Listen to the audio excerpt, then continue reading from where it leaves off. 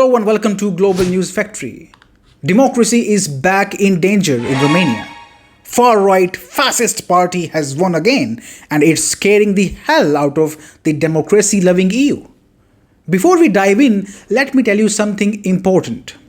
Over the past 4 days, I have received dozens of comments from Romanians and they all say the same thing.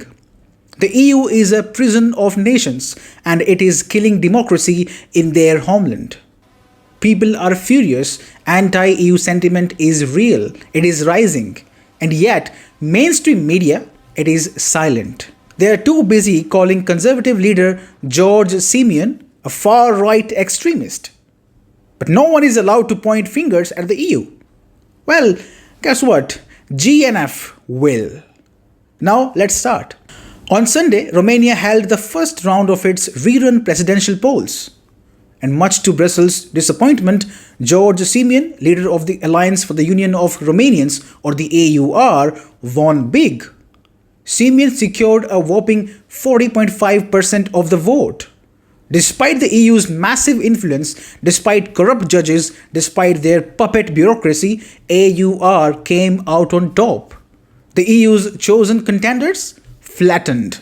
They barely got 20% of the vote. Simion's victory was not small, or too big to rig, maybe. He won in 36 out of Romania's 47 electoral districts. His rise was powered by a wave of public rage. He is anti-war, anti-Ursula von der Leyen, and he opposes military aid to Ukraine. And yes, he is a Trump ally. Here is what Simion said on polling day. We are a Trumpist party which will govern Romania and which will make Romania a strong partner in NATO and a strong ally of the US. And let's not forget the other major reason behind this victory, the Georgescu episode. Back in November, Călin Georgescu, a right-wing leader, won the first round of Romania's original election. But guess what happened? The EU did not like the outcome. So they whipped out their old, worn-out playbook, blame Russia, declare election interference, get the courts to cancel the result. And they did exactly that. EU-friendly courts voided Georgescu's victory and kicked him off the ballot. A lower court tried to resist, briefly reinstating Georgescu, but higher EU-loyal courts shut that down. So now this current rerun election was held without Georgescu. But does that mean he is gone for good? Not even close. Simion had already promised if he wins, Georgescu gets a top role in the new government. So despite every dirty trick from the EU, despite their propaganda machine, despite their judicial gymnastics, Simion and Georgescu are poised to lead Romania. And now the second round of the elections is coming up on May 18th. And it is shaping up to be an easy ride for Simion. But, and it's a big but, that gives the EU 14 full days to try and reverse the outcome. They might slap Simion with legal cases. Maybe they will try the Trump playbook, pile on investigations, indictments, declare him unfit for the role. We have seen it before, but here is what really caught my attention.